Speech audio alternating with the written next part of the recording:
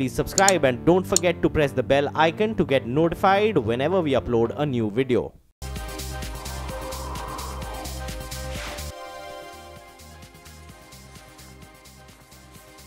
Welcome back. IT Bellwether TCS is at the cusp of becoming India's first listed company to enjoy a market cap of $100 billion. That's right.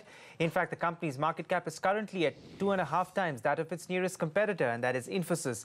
The shares of TCS soared to a record high in today's trade and ended with over 6% gains. So what has TCS's journey been like since it was listed on the stock exchange? Anuj Singhal is here to explain just that. Anuj. In fact, it would have been $100 billion sometime earlier itself, but keep in mind, in a country like India where rupee normally depreciates, you have to take into account that as well. So, in fact, if you take into account that factor, the journey has been even more phenomenal. But let's start with the TCS's listing, of course. It was way back in August 2004. I was just 1 year into this profession of tracking markets at that point. It listed at a market cap of 47,000 crores, which at that exchange rate actually amounted to $10 billion. After that, 2006, it hit 1 lakh crores, so almost double over a 2-year period. Doubled in next 4 years again with the market cap of about 2 lakh crores. After that, of course, it wasn't a great time for IT sector for a bit, so took a time to get to 3 lakh crores by March 2013.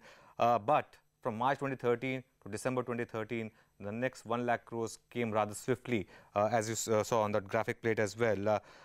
Then almost an 8-month or 10-month gap, October 2014 is when it hit 5 lakh crores. Then, of course, the IT sector went through a bear market of its own and spent a lot of time consolidating. In fact, a lot of companies destroyed value. TCS, of course, still managed to do well, but it took time for TCS as well and the entire sector to come back. And the last 6 months or last 1 year, last 6 months of 2017 and the first 3 or 4 months of this year have all been about IT. So Jan 2018 is 6 lakh crores and today 6.6 lakh crores. What if you invested 1 lakh in TCS's IPO? How much would you be worth today? 16 lakh in terms of the value of the shares, 21,000 in terms of dividend, all tax-free or most of it tax-free now that we have LTCG as well, though it's been grandfathered, of course.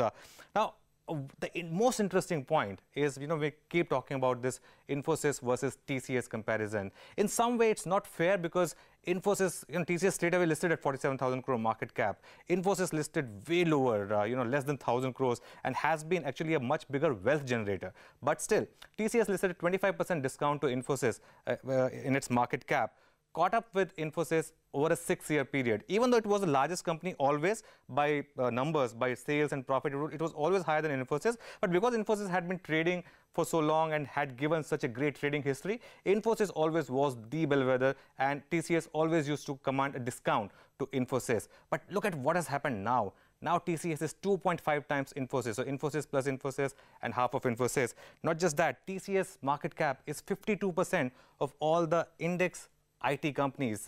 It's higher than all the other IT companies put together in the index. Such has been the phenomenal journey, of course, of the bellwether called TCS. Well, the relentless rise of TCS. Thanks very much for that, Anuj. The big global headline now with crude prices surging to late 2014 highs on the back of the ongoing OPEC-led supply cuts and strong demand. US President Donald Trump has now launched a scathing attack at the cartel of oil-producing countries. Trump has now tweeted, and I quote, "Looks like OPEC is at it again with record amounts of oil all over the place, including the fully loaded ships at sea. Oil prices are artificially very high. No good and will not be accepted," end quote. On that note, let's take a quick look at how crude prices have reacted to Trump's comments. Prices have dropped after this tweet. There you can see it on your screen. Not by much though. Brent is just with their nose slightly in the red.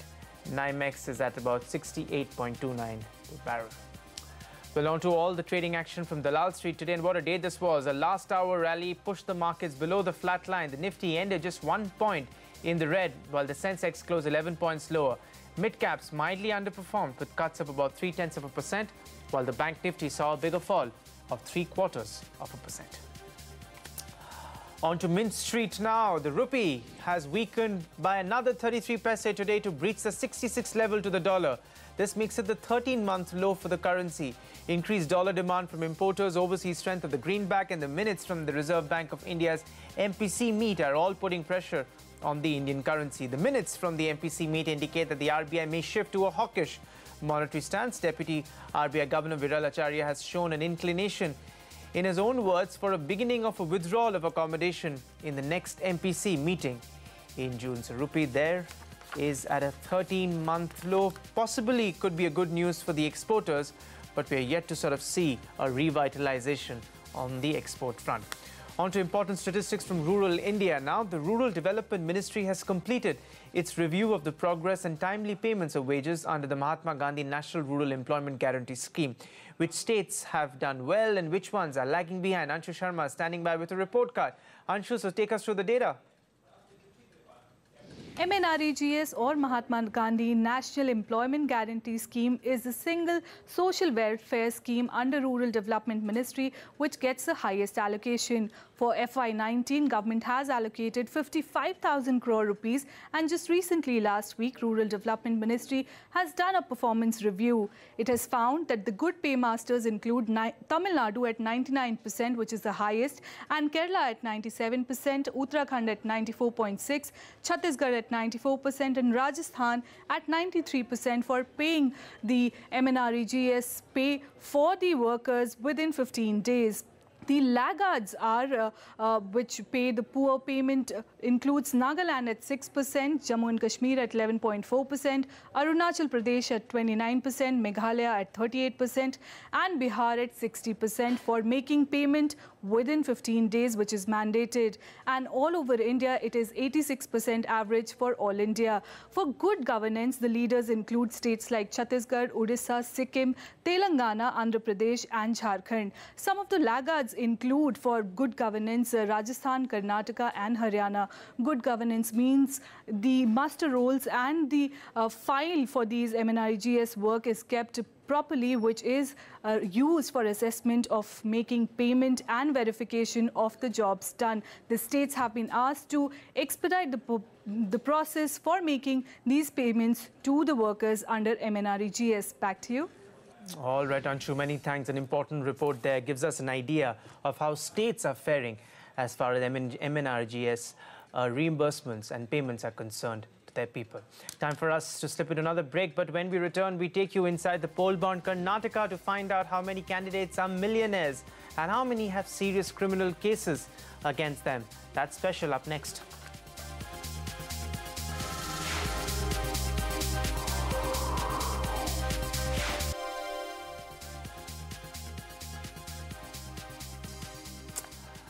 Welcome back. Chairperson of the Delhi Commission for Women, Swati Maliwal, continues her fast unto death, demanding death penalty for rapists in India for the 8th day in a row.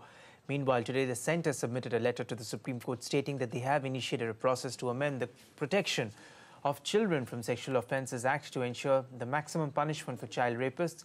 My colleague Ashpreet Sethi was at Samta Sthal in Delhi, the venue of Swati's fast. We reached out to her for a comment. She told us in writing that she was not in a position to talk. Here's that ground report.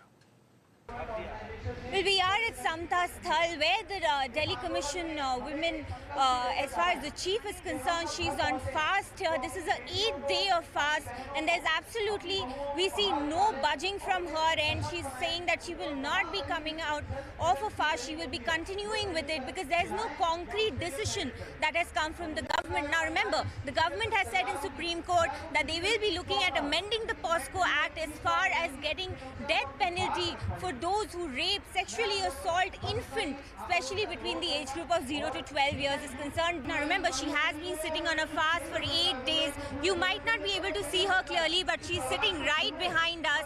Now she's saying that she's not able to talk to us right now because it's her 8th day of the fast, but clear indication coming that just the government going ahead and giving a statement that they will be looking at amending the POSCO Act is not enough for her. She's waiting for Prime Minister to come here and give a statement, or at least the Prime Minister pushing a law her and telling her in concrete words that yes, there will be something done for minors. As the DCW members told us just now, between 8 months to 8 years, children are being raped, but there is absolutely nothing which has been done as far as the government stand is concerned. So we'll have to wait and see what happens next, but as far as this fast is concerned, it's far from over as far as the DCW chief goes.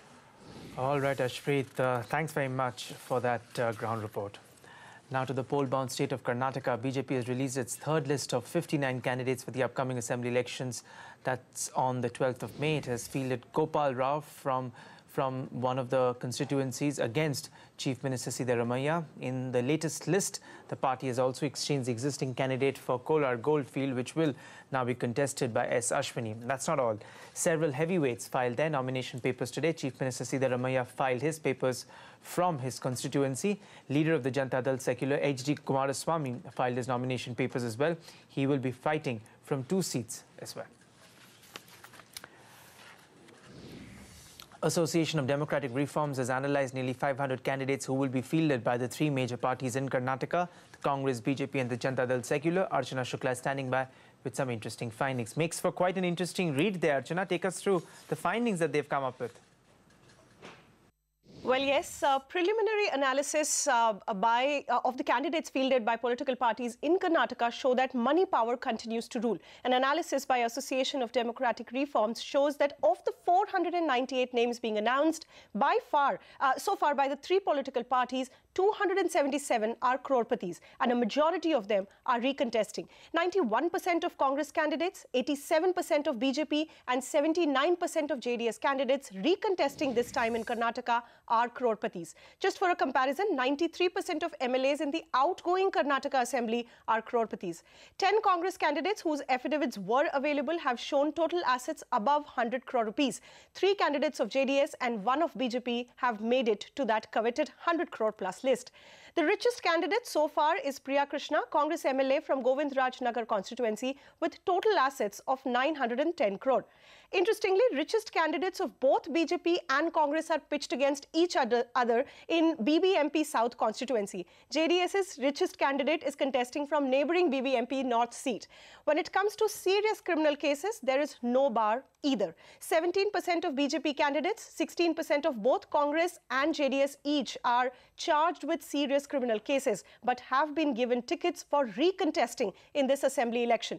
According to the report, out of the 218 candidates that Congress has fielded this time, 23 of them are facing serious criminal cases, while 48, which is a 32%, are facing normal criminal cases. BJP has fielded 27%, JDS 29% candidates with criminal cases. These numbers could change post parties finalize their candidates for all seats and file their affidavits. Till then, this stays as the hard reality.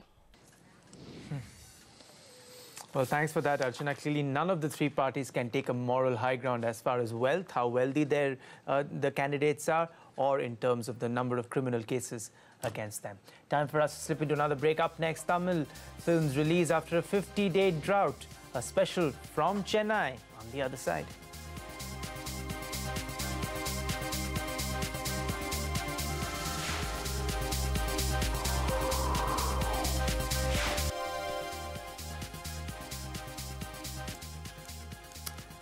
The strike in Kollywood, that's the Tamil film industry, has now ended, and so far the first time in nearly 50 days Tamil films have released today. Jutsan, it finds out the new agreement that has been hashed out between film distributors and producers and is really the end of the industry's problems. These are some of the questions he tackles. Take a look. After days of uncertainty, it's official. The Prabhudeva starrer Mercury has finally hit cinema screens. This is good news for Tamil moviegoers who have been dealing with the drought in films for nearly 2 months when the industry shut shop to protest distributors charging virtual print fees or VPF of 27,500 rupees per screen. Digital distributors first agreed to cut this fee to 21,500 rupees, but film producers held firm, and now that fee has been reduced to just 10,000 rupees for e-cinema screens. Also going forward, the Film Producers Council will master its own films. Industry observers say this slashing of virtual print fees may not actually hurt digital film distributors. That's because the revised prices only apply to e-cinema screens, while most cinema exhibitors have already begun making the move to 2K formats, which don't fall under the purview of the agreement. At present, Tamil Nadu has 1,100 screens. 440 of these are 2K screens, and analysts say that number could hit 550 by the end of 2018. They have kept their golden goose going. Yeah. That is the 2K and above. The D cinemas, they have not touched. Well, that would keep them, because in India now more cinemas are converting into 2K and Atmos than ever before. Kala, kaisa naam hai re? That begs the question, why make such a bargain? CNBC TV18 learns that the one big reason both parties were in a hurry to end the stalemate was to avoid big budget films like Rajnikant's Kala and Kamal Hassan's Vishwarupam 2 being put on hold. Another reason could be to provide relief to 440 crore rupees riding on 11 Tamil releases stuck in the logjam. Kala and Vishwarupam alone account for 300 crore of these budgets. Then there's theatre occupancy rates plummeting from 50% to 20% in small towns and from 80% to 40% in cities like Chennai. Clearly the bone of contention has not been resolved, just pushed behind a curtain for now. As digital cinema distributor Cube, which controls 80% of Tamil Nadu's screens, told us, our new pricing structure will be tried for 6 months, after which we will either make this permanent or tell producers that this is not working out and that changes will have to be made. End quote. In Chennai, Jude Sanad. Also, a happy weekend for people across the state of Tamil Nadu. With that, we're going to wrap up this edition of India Business Hour. From all of us here, have a great weekend ahead. We see you on Monday, same time. Good night.